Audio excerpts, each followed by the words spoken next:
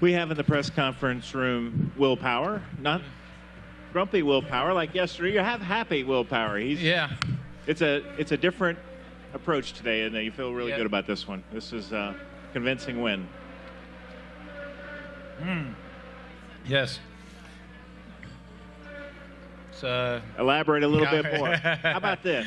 Now sixth all time with IndyCar victories with 37, tied for Sebastian Bourdais. Yeah. No, definitely a great day. Was obviously disappointed not getting pole, making that mistake yesterday, but as you see, you never know how races can turn out, and turned out great for us. You saw Scott Dixon pull off the racetrack. That changes the dynamic. Yes. What was your approach at that point? Well, I was trying to pull as big a gap to Felix as possible. He was, he's kind of pressuring me. So, and he went a lap longer too. So I thought if he goes a lap longer, he could jump us. So I need to pull at least a 3-second gap to cover the pit sequence. And all through the season, as you were not winning races, you said these things can turn like that. Mm-hmm. Now you've won 2 of the last 3 and have a lot of momentum to carry into Laguna. Yeah, no question. It's crazy how things don't fall your way and then they start falling your way. I mean, it just goes through cycles. Obviously, at the beginning of this year, I was doing everything I could to try to win races. It just wasn't happening. So now things start to fall your way. The hard work kind of pays off, and just drained and happy. Drained and happy. Questions? Start right down here in front with Jason. I will. Congratulations. You're one of the handful of drivers that used to race at PIR and the other series. Yeah. How gratifying is it to actually not only set the pole record last year, fast lap record here, but now be a victor here? Is there any sentimentality with winning in Portland because of your history here? You were fast back then too, I thought. I would say. Yeah, I think, there's a lot of IndyCar history here. There's been some great races and great drivers win at this track, so it has a history. And growing up as a kid, these were the tracks that you looked at, it's like Long Beach, Portland, Cleveland we don't go to anymore, but Road America. I mean, these tracks are the ones that you really want to win at just because of the history of the sport. So, very happy to have. I love winning at tracks that I haven't won at to add it to my list. Wolfgang, here in the back. Yeah, I have 2 again, sorry. First of all, Will, congratulations. From lap 40 till, I think, 51 or 52, you were behind Dixon before he pulled in the pits with this battery problem. Was there any moment during this laps when you followed Dixon to attack him, or was there a chance that you could attack him? No, we had to wait. Like, our car was really good the second half of a stint on blacks. And I think you could see Felix really fell off with the second half. And I'm guessing the Dixon's car would have been similar. So that was going to be our chance to get him, but obviously he fell out. And the second question, from qualifying to race day, did the team make any significant changes to the car? I did. Based on my race last year, the car was different. On your right with Tony. Oh, well, if memory serves, didn't you have your first Champ Car test here back, like 05, I think? Where are some of your... Actually, that's true. Yeah. This was my very first track I ever drove at in the U.S. That was my first test. I forgot that. It's the first place I came to, so it's awesome to win here. I remember that, going down the back straight, thinking to myself, I could get paid to do this. It was a great feeling because the cars had so much power. It was just like, man, getting paid to do this would be awesome. And it actually happened, so it's great. Pig. Question down in front here with Bruce. A couple of weeks ago over at your shop, when you had talked about you had a year in 2013 like this where you just couldn't win, and then all of a sudden you finished with win-win-win. Is it starting to look a lot like 2013? Yeah, it is actually. It's strong results. Mid-Ohio was strong, finished 4th there, and obviously won at Pocono and crashed out last week, but won here. So definitely looking that way. It'd be really nice to win in Laguna. Yeah, so we'll see. On your right, would it have been easy to switch to a 3-stop strategy if that's the way things had gone? Because you looked really aggressive on the first restart, getting past Jack, repassing Jack. Were you ready to go flat out if that's what the Herder and Dick had done? It was an obvious 2-stop at that point. Once we had all that yellow at the beginning, it's just like, this is 2-stop. As soon as I saw 10 laps of yellow, I'm like, yeah, everyone's can almost run hard on a 2-stop. You didn't have to save much at all.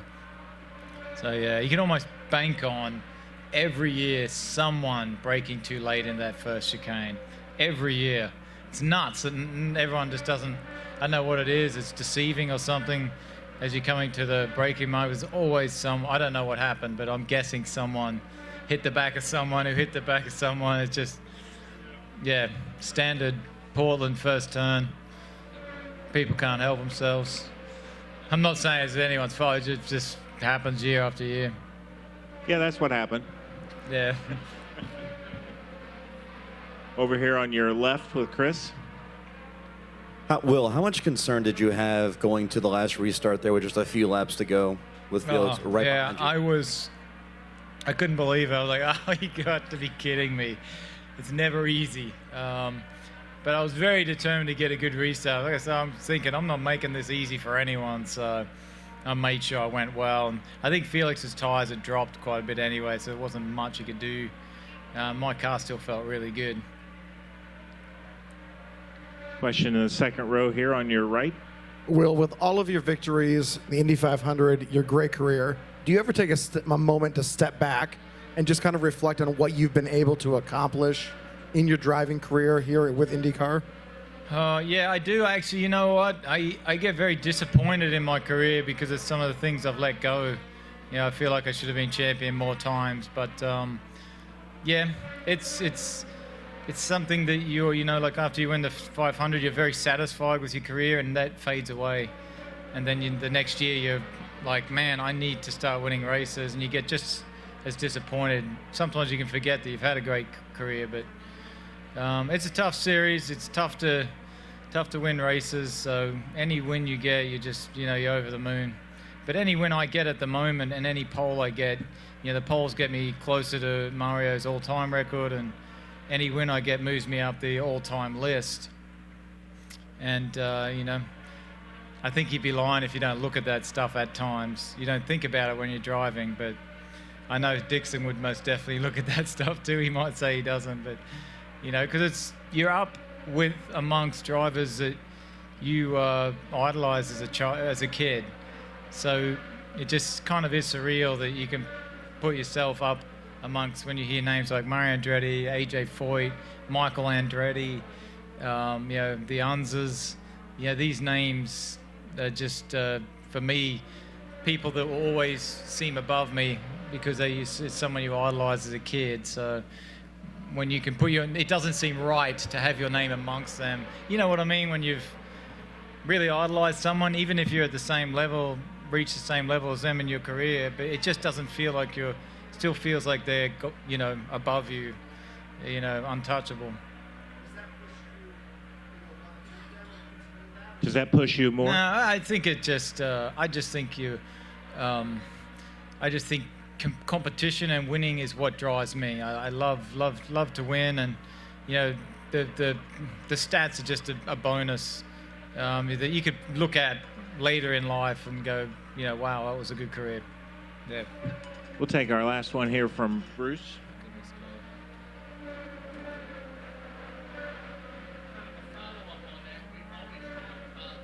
Top 5 drivers, all-time victories, and the names were always AJ and Mario. Conceivably, when you get into the top 5, it'll be you and Scott Dixon. Yeah. So what does that say about this generation of drivers when you look at the whole history of the sport?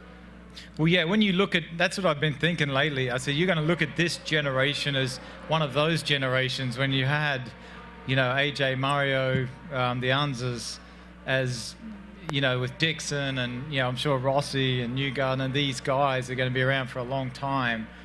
That's going to be an era that kids look up to, like, wow, that was a great era of competitive IndyCar racing, probably the most competitive era ever. So, I've kind of been thinking that, like, when you look at the field, the series, the teams now, it's just so cool to be a part of it right now. And it's growing, and the continuity of drivers, new teams coming in, it's fantastic. Well said. Thank you. Congratulations. Thank you. Felix Rosenqvist of Chip Ganassi Racing and Alexander Rossi from Andretti Autosport. We'll start with Felix.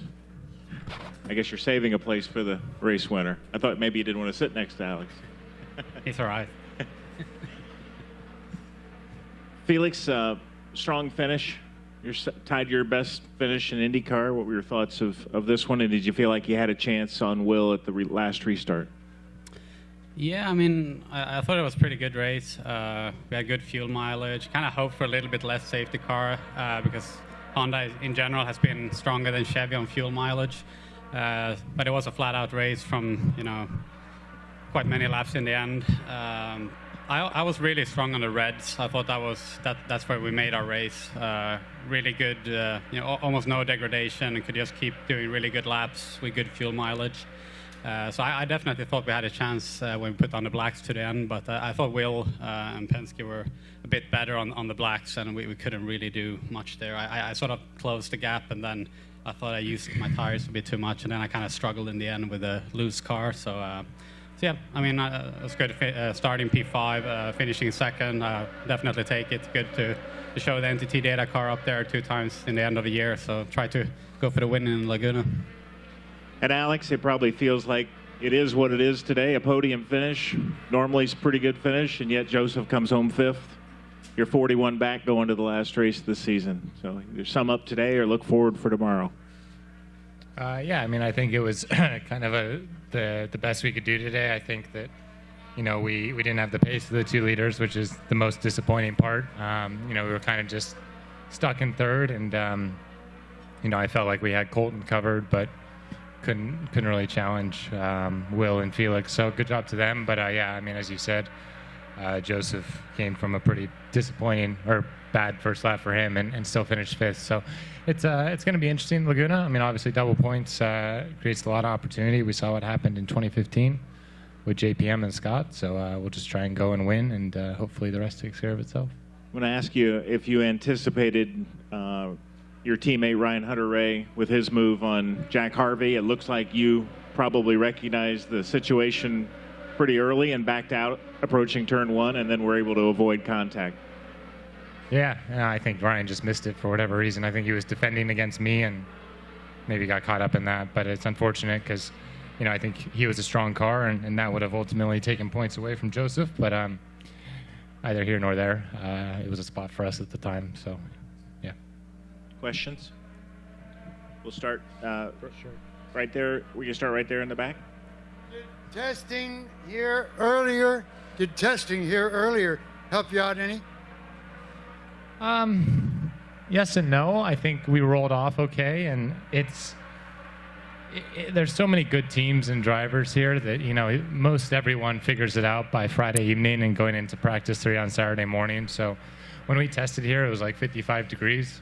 And these Firestone tires are very sensitive to ambient and track conditions, so it was unfortunate because we came in like a hot part of the year. It was just a really cold day, so I don't think that what we had was super relevant. It wasn't bad. It's not like we had an advantage on other teams. Question on your right.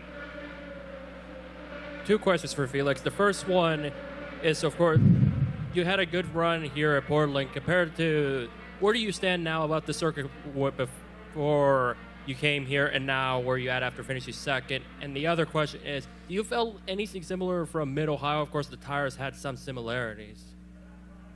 You said how I feel about the track? Yeah, compared to Friday when you came here the first time.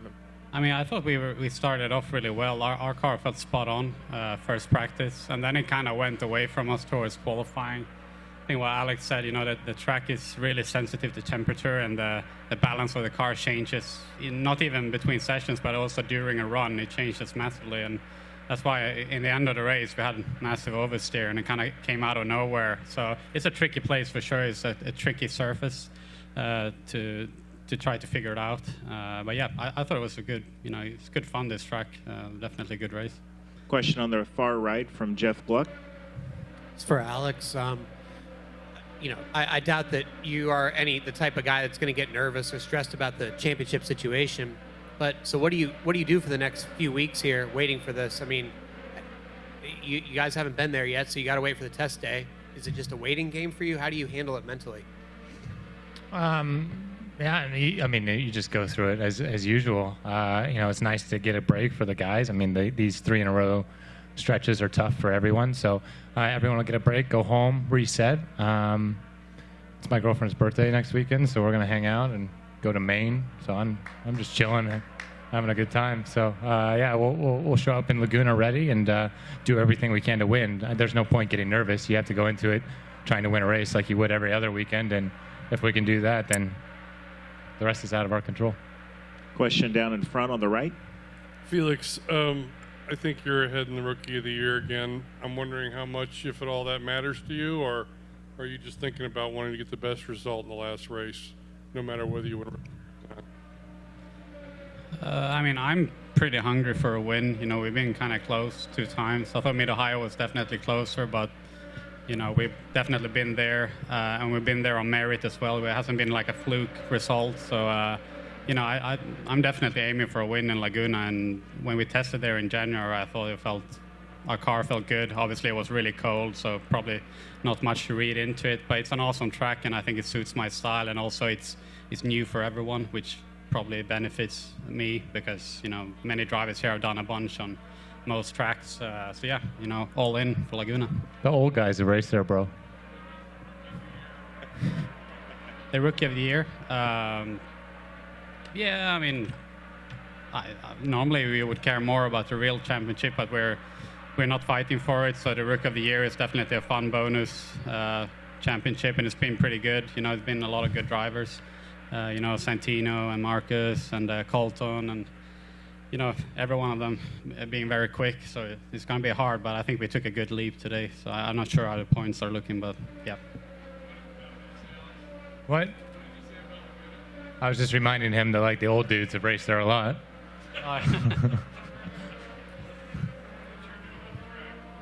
Sure. We'll take a question back here from Wolfgang, and then we'll dismiss class. Question for you, Felix. Many years ago, your countryman Stefan Johansson, living now in America, raced here in Shamgar. It was a totally different era and different cars. Nevertheless, is he giving you some advice when you're going to circuits which are unknown for you, never raced before? Well, I think Stefan and I are probably working more outside the technical stuff. I mean, he's definitely an awesome driver. He's done really good things, but he's not really giving me any advice on track anymore. I think we passed that point. It's more Dario looking after that bit. Thanks. Thanks, Alex and Felix. See you in a couple weeks.